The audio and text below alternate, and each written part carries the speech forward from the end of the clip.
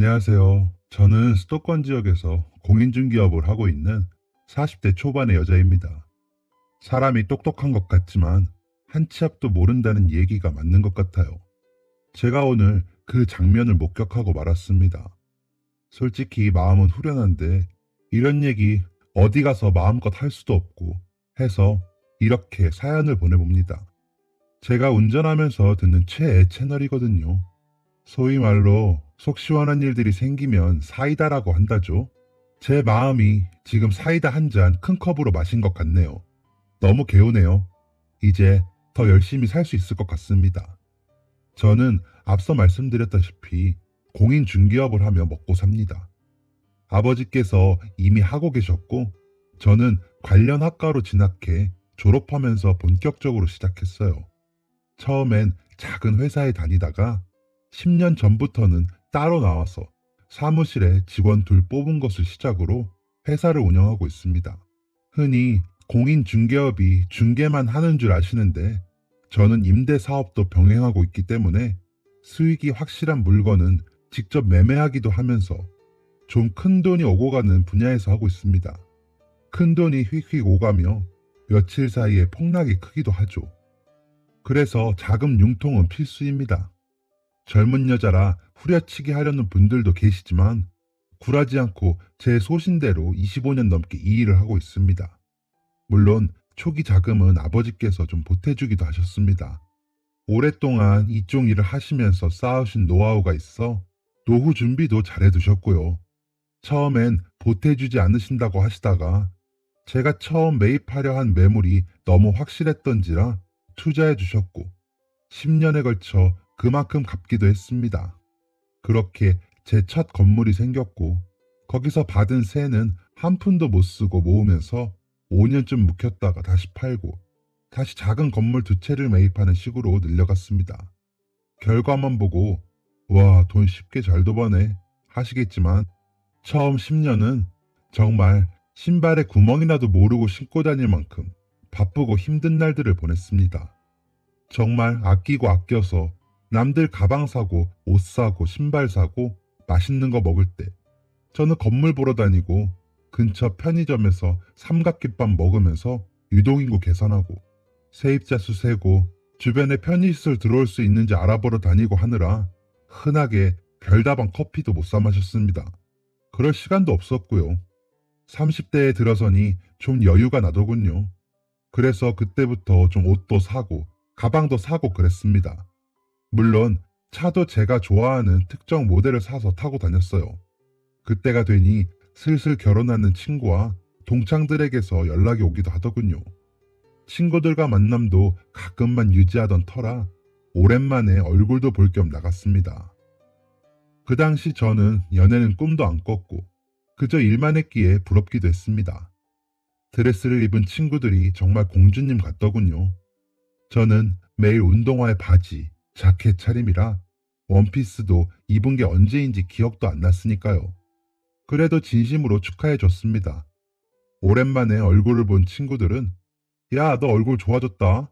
그렇게 궁상 떨고 다니더니 이제 좀 사람 같네. 연애해? 라고 묻더군요. 아니, 그냥 이제 좀 여유가 생겼어. 예전에 직접 다 다니느라 짬이 없었는데 이제는 직원들 보내고 하니까 백화점 좀 갈 수 있겠더라. 라고 대답했죠. 그랬더니 한 동창인 친구가 너 그럼 연애 좀 안 할래? 내가 사람 좀 소개시켜 줄까? 하더군요. 그래서 야, 나 아직 바빠. 연애 결혼은 나랑은 안 어울려. 집에서 살림도 못할 것 같고 지금도 일하는 아주머니가 안 오시면 집이 엉망이야. 난 애도 안 좋아하고 우리 부모님도 포기야. 나중에 50살쯤 넘어서 나랑 처지 비슷한 아저씨 있으면 그냥 의지하고 만나볼까 해.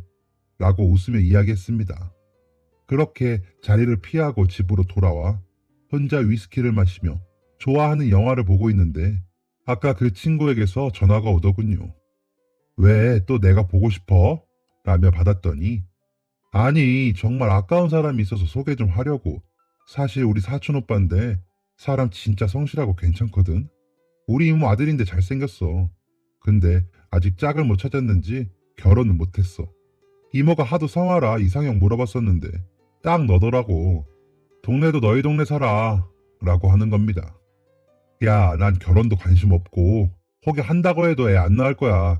그러니까 사촌 오빠 더 좋은 분 만나시게 해. 얘가 오늘 왜 이래? 라며 전화를 끊었습니다. 정말 만날 생각도 없었고 연애와 결혼은 최대한 미루고 싶었습니다. 사실 자궁 쪽의 문제로 20대 초반에 시술을 받은 적이 있는데 임신이 어려울 수 있다고 알고 있기도 했고 어차피 이래저래 바쁘니 이렇게 살자 싶기도 했거든요. 그래서 더 연애와 결혼은 없는 일로 치워두고 살기로 했습니다. 부모님도 그래서 퇴근도 안 하셨고요.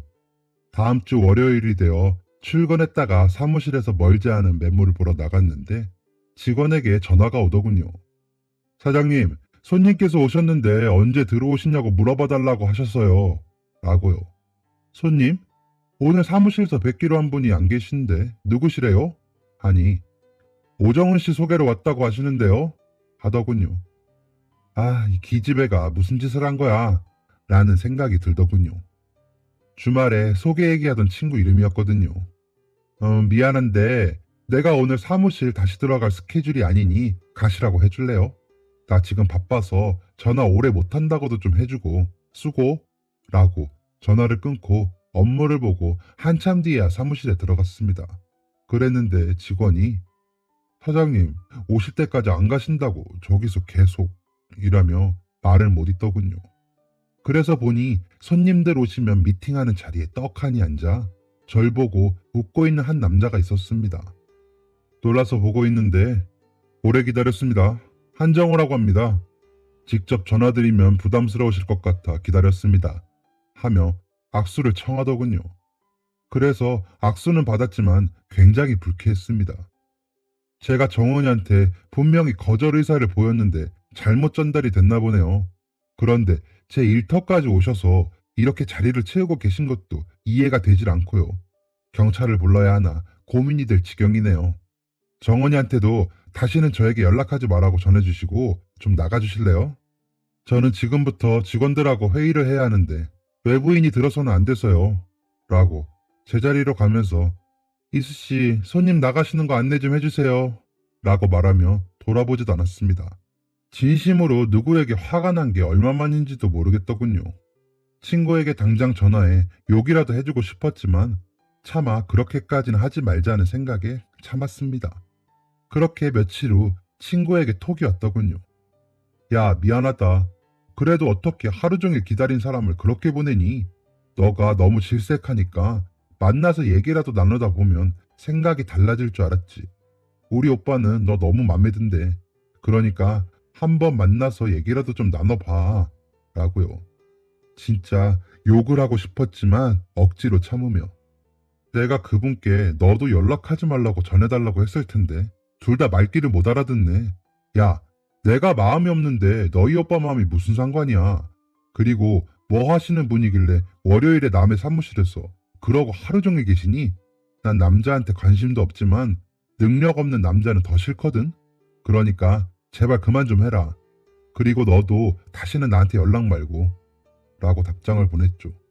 기분이 나빴는지 답이 없더군요. 진짜 다시는 엮이기 싫었습니다. 하지만 이게 무슨 운명의 장난이었을까요? 며칠 뒤 저희 엄마께서 접촉사고를 당하셨다는 겁니다. 일단 병원에 가셨다고 해서 놀라서 달려가 보니 가벼운 찰가상만 입으셨다고 하더군요. 사고 가해자가 곁에 있어 조심 좀 하시지. 연세 드신 분 큰일 날 뻔했잖아요. 라며 돌아보는데 어디서 본 적이 있는 사람이었습니다. 정원이의 사촌 오빠였던 거죠. 너무 죄송합니다. 제가 동네 길을 잘 몰라서 헤매다가 미처 계신 줄 몰랐어요. 죄송합니다. 라며 사과를 하더니 미림씨 아니세요? 하더군요. 반갑지도 않았을 뿐더러 이렇게 사고 가해자, 피해자로 만나니 더 기분이 나쁘더군요. 이렇게 뵐 줄은 몰랐네요. 아무튼 보험으로 처리하실 건가요? 엄마는 찰가상이라고 하시는데 진료는 계속 받아봐야 할 것 같아요. 그럼 사고 접수된 걸로 알고 엄마 모시고 먼저 가볼게요. 라며 나와버렸습니다. 엄마는 남자랑 아는 체 하는 제가 신기하셨는지 누구야? 사람이 되게 잘생겼다. 어떻게 알아? 하시길래 모르는 사람이야. 신경 끄세요. 조심 좀 하지. 차가 오는 줄도 모르고 뭐 했어. 라며 잔소리를 해버리고 그 일은 그냥 해프닝으로 넘어가려고 했습니다. 그런데 며칠 뒤 엄마에게 전화가 와서 너 그 사람이랑 소개받을 뻔했다며? 왜 너 좋다는데 만나보지도 않았어? 사람 너무 좋던데 라고 하시는 겁니다. 당황스러워서 엄마 무슨 말이야? 누굴 만나 내가? 라며 이야기를 들어보니 엄마 병원 다니시는데 사고를 낸 가해자인 그분이 며칠 동안 병원에 동행했고 그러면서 이야기를 듣게 되었다는 겁니다. 외국에서 오래 공부해서 연애도 못하고 결혼도 못했대. 나이도 너랑 딱 2살 차이 나는 게 좋던데. 한번 만나라도 보자. 라며 아쉬운 기색을 보이시기에 엄마, 그 나이 먹도록 공부만 한 사람이 뭐가 좋아? 그리고 왜 그 사람하고 병원을 다녀? 그냥 거기까지만 해요. 제발, 나 바빠. 라며 전화를 끊었습니다. 화가 머리끝까지 났지만 여기서 반응을 보이면 더 들러붙을 것 같아 참았습니다. 사실 몸도 몸이지만 대학 때 만나던 남자친구에게 되게 크게 상처를 받은 적이 있었거든요. 상대적으로 집이 좀 더 부유한 제가 데이트 비용이며 선물이며 다 했는데 제가 화장실 가느라 잠깐 자리를 비우고 다시 돌아오는데 동석한 친구들에게 야, 저렇게 갖다 바치니까 만나주지. 내가 쟤 뭐 볼 것 있다고 만나냐? 임신도 이제 못한다던데 지가 나 아니면 누굴 만나겠어? 라며 이야기하는 걸 들은 적이 있거든요. 그 전까지는 저 없으면 자기가 죽는다고 하던 사람이었는데요.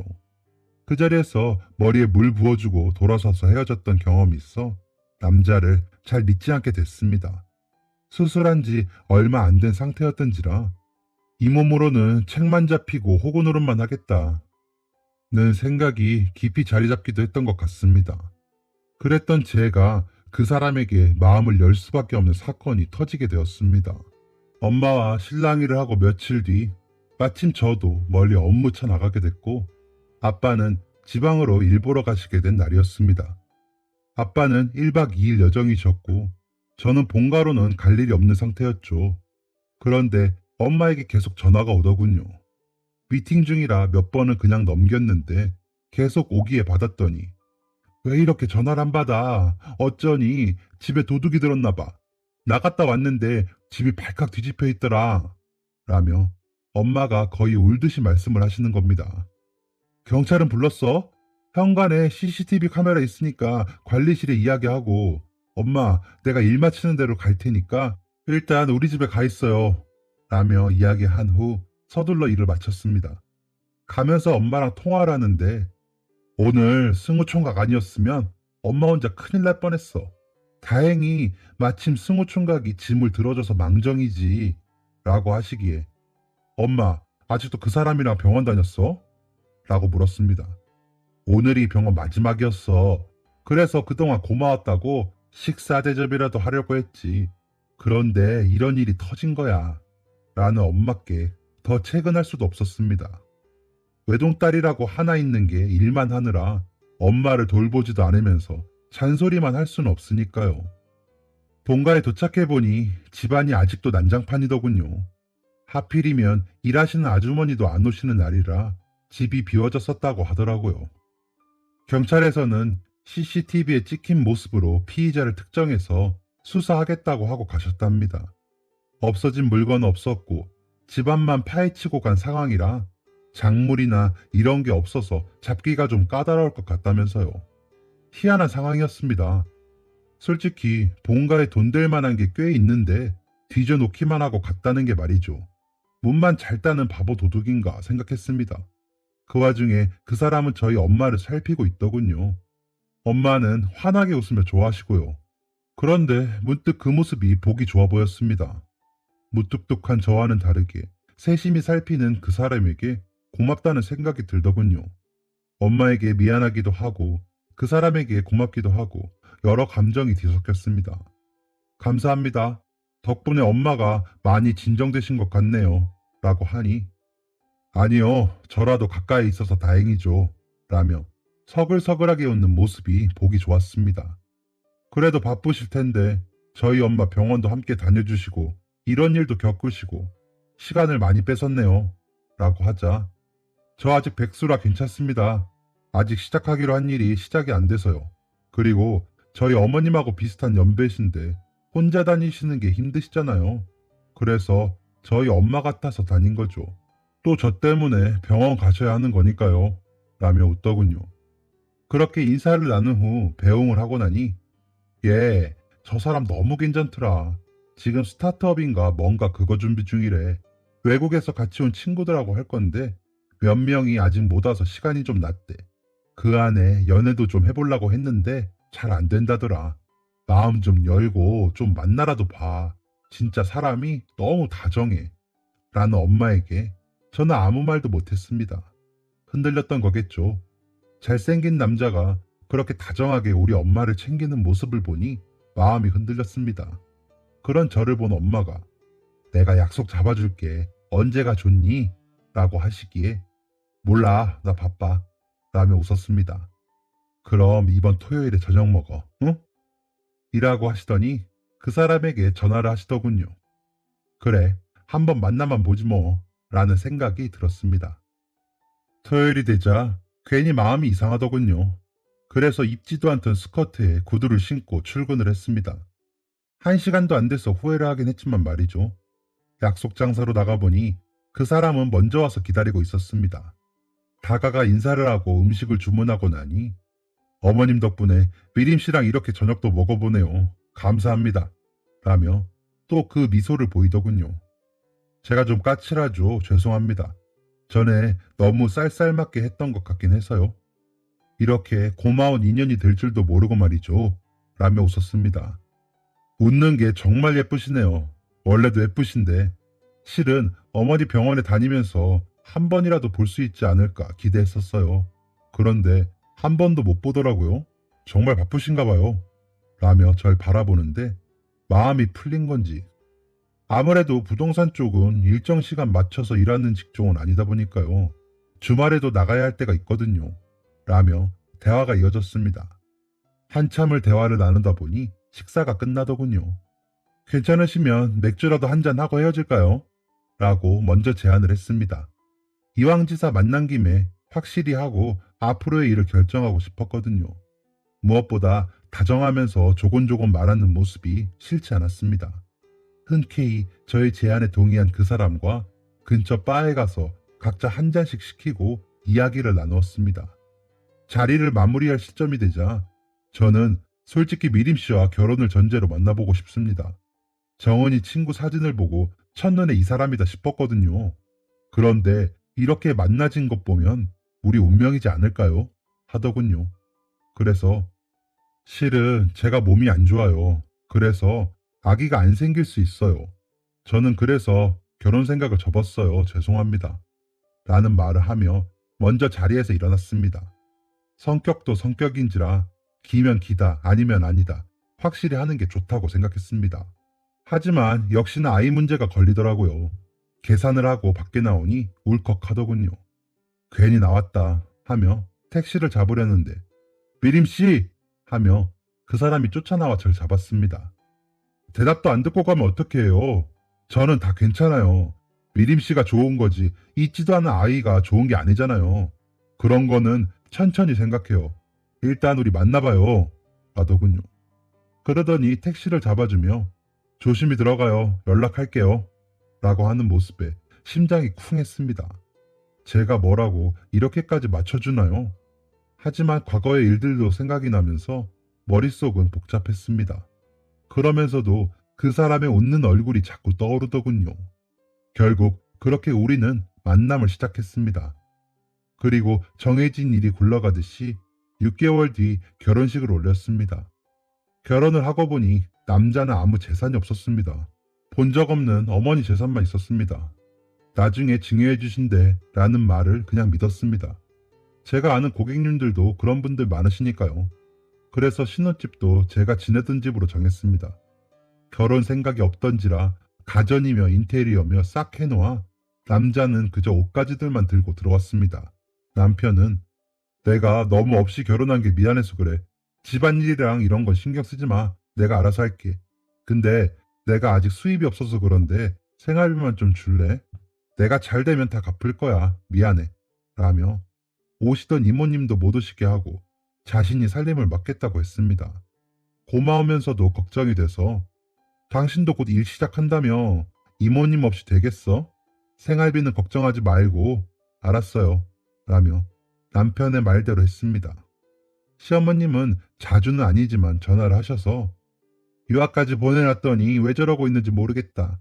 너도 알다시피 내가 현금은 없어서 겨우 힘들게 가르쳐놨는데 내가 너 볼 면목이 없다.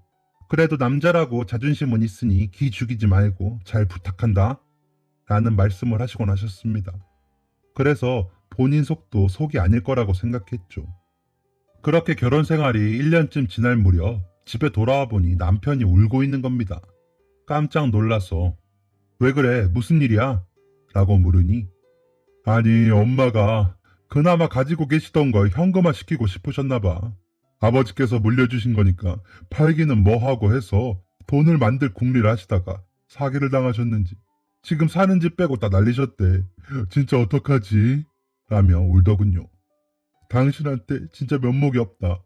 내가 일 좀 시작하려고 돈 좀 융통해달라고 하는 게 아니었는데 이제 앞으로 월세도 못 받아서 엄마 생활비도 드려야 하는데 난 아직 이렇게 시작도 못하고 있으니 어쩌면 좋아. 라며 힘들어하는 남편을 보니 마음이 안쓰러워. 일단 내가 어머니께 무슨 일인지 여쭤볼게. 그리고 어머니 생활비는 내가 좀 드릴게. 그동안 쓰시던 게 있으니까 그 정도 감안해서 줄게. 울지 마. 왜 울어? 그 정도는 내가 해줄 수 있어. 라며 달랬습니다. 가끔 사기꾼들에게 당해서 뒤늦게 저희한테 알아보시러 오시는 고객님들께서 계시거든요. 그래서 그런 건 줄 알았습니다. 하지만 그 일은 시작에 불과했습니다. 몇 달 뒤, 어쩌지? 엄마가 생활비 좀 더 줄 수 있냐던데 내가 수입 생길 때까지 기다리라고 했는데 너무 힘드신가 봐. 라는 겁니다. 아니, 혼자 계신 분이 생활비 300만 원이 부족하시대. 우리 엄마 아빠도 그 정도는 안 써. 더 올려드리긴 힘들 것 같은데 죄송하다고 생활을 좀 맞춰보시라고 해. 아참, 아빠한테 돈 100만 원씩 잘 갖고 있지? 라고 하자. 그래, 그럴게. 우리 엄마가 욕심이 과했지. 저기, 그리고 장인어른께 돈 몇 달 못 보냈어. 나도 일 시작하려면 사람 만나야 되니까 여기저기 다녔더니 돈이 더 필요해서 썼어. 미안해. 라더군요. 내가 한 달 생활비로 800만 원을 줘. 그중 300만 원 어머님 드리고 100만 원 우리 아빠한테 갚고 나머지 다 당신이 쓰는데 부족하다고? 공과금이랑 관리비랑 다 내가 처리하고 있는데 당신이 돈 쓸 일이 뭐가 그리 많아. 나도 힘들어. 적당히 써. 라며 싫은 소리를 한 뒤 출근을 해 마음이 안 좋더군요. 본인도 자꾸 일이 무산되어 조바심이 날 텐데 속상할 것 같아 신경이 쓰였습니다.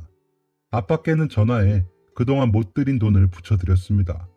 아무리 자식이어도 돈은 빌렸으면 갚는 거라고 배웠고 자금 융통 때문에 돈이 오고 가는 상황이 많은데 신용을 잃은 것 같아 무안하더군요. 그래도 마음 상했을 남편을 생각해 그날 저녁 집에 돌아가 마음을 풀어주려고 당신 뭐 갖고 싶은 거 없어? 내가 하나 해줄게. 라고 하니 대답이 없었습니다. 그래서 다가가 말해봐. 요즘 자기 힘든 거 나도 알지. 나도 일이 힘들다 보니까 예민해졌나 봐. 미안해. 라고 하자. 내가 아무것도 없는데 누가 나랑 일을 하겠어. 전엔 엄마 재산이라도 있었는데 이젠 아니잖아. 당신도 내가 우습지.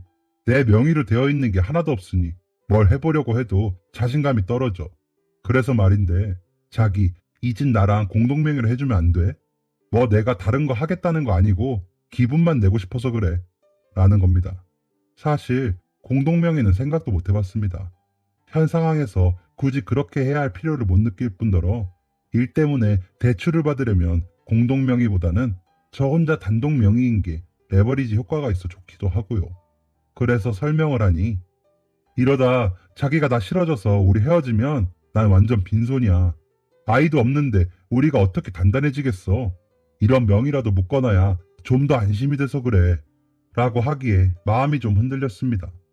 아이 문제는 제가 미안한 일이 맞으니까요. 그래서 집만 공동명의를 해주었습니다. 공동명의더라도 재산 기여도에 따라 분할되는 정도가 달라. 알고 있으라고.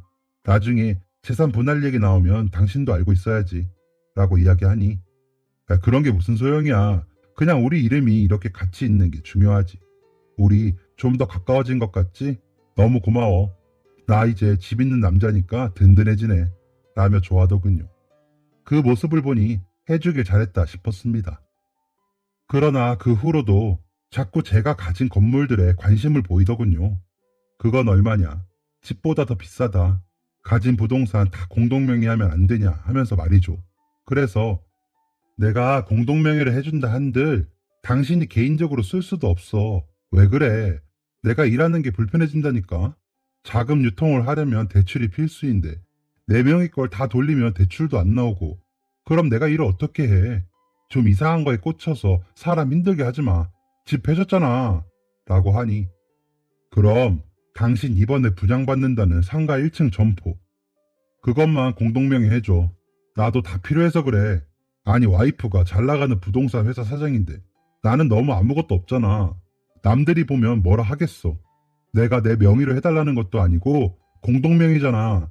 당신 몰래 내가 어떻게 하지도 못하잖아. 라며 조르더군요. 그때 다른 큰 건도 있어. 작은 걸로 해주고 조용히 시키자 싶어. 그래 알았어.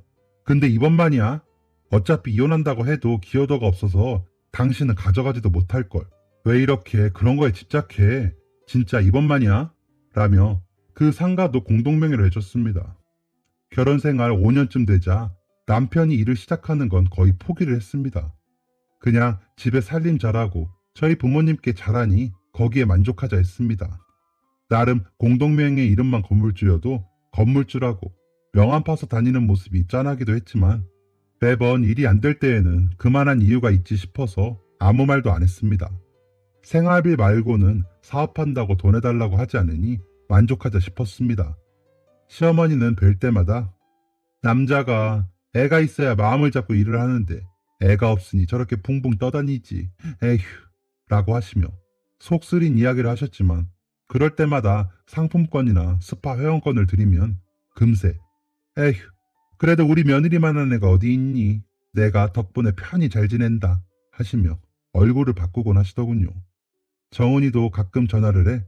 야, 그래도 내 덕분에 결혼을 했으니까 알지? 이모 가방 예쁘더라 하면서 요구를 하곤 했습니다. 제가 하는 일은 점점 잘 됐습니다. 그만큼 저는 더 바빠졌죠. 직원을 5명으로 늘렸는데도 여전히 제가 해야 할 일은 많았고 바쁘더군요. 그 와중에 남편은 제가 매입을 할 때마다 공동명의를 주장하는 지경까지 이르렀습니다. 저는 단호히 더 이상은 안 된다고 이야기하며 싸우는 날들이 이어졌습니다. 자기를 무시하니 이렇게 하는 거라면서 말도 안 되는 때를 쓰기에 일 때문에 마련한 걸 왜 공동명의를 해? 당신 진짜 뭐 이렇게 해서 챙겨놓고 싶은 거야? 그래봤자 기여도 없어서 무늬만 공동명의잖아. 나중에 분할될 거 하나도 없어. 왜 이래? 라며 싸우는 날들이 이어졌습니다. 그렇게 2년을 싸우던 어느 날 엄마에게 전화가 왔습니다. 얘, 요즘 한서방 무슨 일 있니? 도통 오지도 않고 전화도 안 받아. 나는 기죽지 말라고 용돈도 주고 그랬는데 좀 서운하다. 라고 하시기에 엄마, 한서방도 바쁘겠지. 뭘 그렇게 사이랑 붙어 있으려고 그래? 아버지랑 놀아요. 아버지 요즘 일 줄이고 계신다며. 라고 하고는 전화를 끊었는데 아무래도 저와 싸우고 저희 엄마 연락을 피하는 것 같아 마음이 상하더군요. 이야기를 나눠봐야겠다 싶어 집으로 향했습니다. 연락도 없이 일찍 가서 외식이나 하면서 이야기를 나눠야겠다 싶었죠. 여차하면 작은 원룸 건물 하나 더 공동명의로 해주자 싶기도 했고요. 집에 들어서니 남편이 요리를 하고 있는 모습이 보였습니다. 저와 화해하고 싶어 혼자 준비하는 모습에 마음이 누그러졌습니다. 그래서 다가가 뒤에서 안았습니다. 그러자 제 손을 잡으며 조금만 기다려. 오빠가 맛있는 거 해줄게. 라는 겁니다. 오빠? 라는 말에 의아해하고 있는데 뒤에서 인기척이 들리더군요. 뒤돌아보니 막 샤워를 한 여자가 서 있는 겁니다.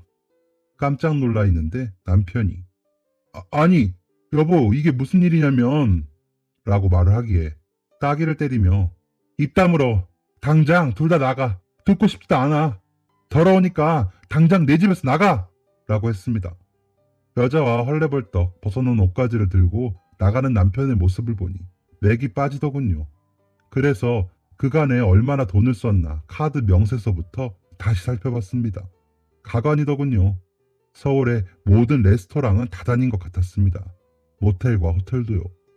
급하게 사람을 보내달라고 도우미 업체에 전화를 해 부탁을 하니 일당을 2배로 달라고 하시기에 드리기로 하고 집을 치워주십사 부탁을 드렸습니다. 마음 같아선 두 사람의 흔적이 있는 침대를 통째로 버리고 싶었지만 침대 시트까지만 다 버렸습니다. 정리가 다 된 집에 새 침구를 깔고 눕자 그제야 참았던 눈물이 나더군요. 내가 왜 남자를 만나서 이렇게 호구짓을 하고 살았나 싶어 속이 상했습니다. 밤이 깊어 잠깐 잠이 들었는데 남편이 들어와 움직이는 소리에 잠에서 깼습니다. 일어나. 여기가 어디라고 들어와? 당장 나가! 라고 하니 여기가 왜 당신 집이야? 잊었어? 공동명의잖아. 나한테도 이 집에 대한 지분 있어. 나가라 말아라 하지 마. 이렇게 된 거 이혼하자. 어차피 당신 나 무시하잖아. 그간에 서론받은 거 다 따져서 위자료 받고 싶지만 내가 공동명의한 건물들만 가지고 갈게. 당분간은 내가 어머니 집으로 가 있을 거고 서류는 보내줄게. 라며 짐을 챙기더군요. 그러면서 퍼즐이 맞춰지는 듯 왜 공동명의에 그렇게 목을 매달았나 싶더군요. 바보 같은 사람이었던 거죠. 그렇게 제가 이야기를 했는데도 말귀를 못 알아먹었나 봅니다. 기여도가 없는데 공동명의를 하면 재산 분할이 되는 줄 알았던 거죠. 속으로 비웃었습니다. 그리고 바로 다음 날 변호사님을 찾아갔습니다. 통신 기록이랑 카드 내역서 다 뽑아서요. 이야기를 들으신 변호사님은 어이가 없어 하시면서도 제가 모아간 증거만으로 당연히 승소라면서 위자료와 상간녀 소송까지 권하시더군요. 그래서 할 수 있는 거 다 해달라고 말씀드렸습니다. 당연히 생활비 다 끊었고 카드 정지시켰죠. 시어머니는 전화하시더니 그래도 아직 다 정리한 게 아닌데 생활비를 끊으면 어쩌니? 그러게 남자는 아이가 있어야 하는데 노력도 안 하니 애가 밖으로 돌지. 돈 붙여라. 나 급하다. 하시며 전화를 끊으시더군요. 대답도 안 하고 녹취본만 저장했습니다. 고객과의 통화 때문에 휴대전화에 자동 녹음이 되고 있거든요. 재판날이 되자 남편과 시어머니는 의기양양하게 나타나더군요. 그러더니 자기 재산 달라고 하면서 큰 소리를 치기에 공동명의할 때 쓴 서류를 밑줄까지 그어서 보여줬습니다. 기여도가 없기에 분할할 금액도 없었고 오히려 그간 재산을 탕진하며 비상식적인 요구들을 했음이 밝혀졌죠. 저한테 공동명의 해달라고 보낸 문자들도 있었으니까요. 그리고 외도까지 저질러 오히려 위자료 3천만 원을 줘야 한다는 판결이 나오자 눈이 동그래져서는 어버버하고 있더군요. 상대 변호사는 자세한 내막은 몰랐는지 똥 씹은 얼굴이고요. 연이어 치른 상간녀 소송에서도 위자료 2천만 원을 받으며 끝이 났습니다. 둘 다 항소한다 어쩐다 했는데 증거가 확실하니 변호사들이 손을 털고 나갔는지 사임을 했다는 소식을 들었습니다. 남편에게는 위자료 안 주면 너희 어머니 동네에 판결문 복사해서 붙일 거니까 얼른 돈 보내라고 말했습니다. 상간녀는 유부남인지 몰랐어요. 그 집도 자기 거라고 했단 말이에요.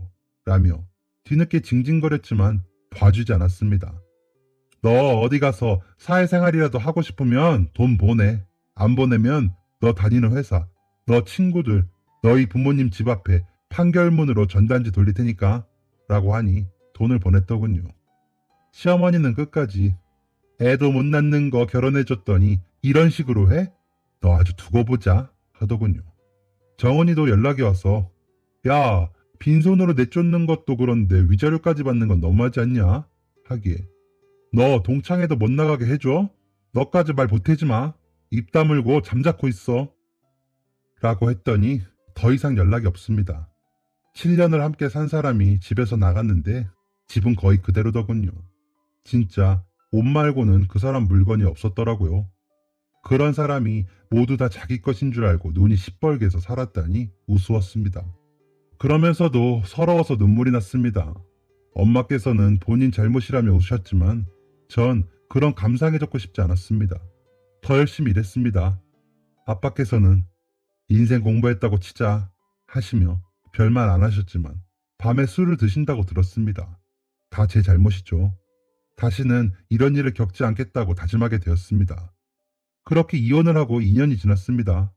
얼마 전 다른 동창인 친구가 연락이 와서 야, 정은이 사촌오빠 노가다 한다며? 정은이가 지네 이모네 집 망쳐놨다고 아주 여기저기 너 씹고 난리도 아니야.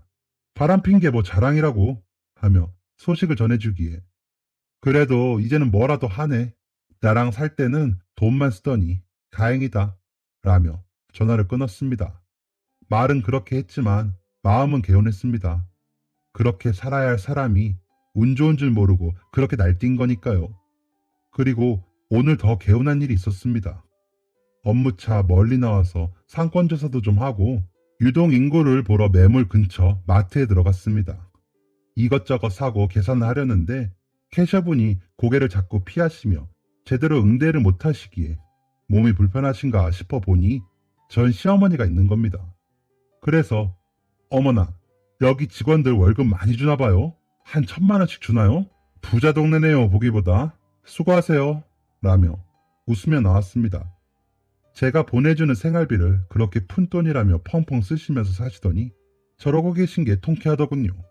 이제서야 돈 귀한 줄 알게 됐겠죠. 그들에게 맞는 인생을 지금이라도 살게 된 것이 다행이라는 생각이 들었습니다. 저는 앞으로 일 열심히 하고 부모님 잘 모시면서 살려고요. 남자라면 아주 이가 갈립니다. 돈이요? 실컷 벌고 나중에 기증하고 죽을까봐요. 여러분들은 저처럼 남자 때문에 시간 낭비하지 마시길 바랍니다. 이게 결국에 제 살 퍼먹는 일이었더라고요. 그냥 자신의 인생을 살 수 있으시길 바랍니다. 지금까지 긴 이야기 들어주셔서 감사합니다. 안녕히 계세요. 지금까지 사연 들어주셔서 감사합니다.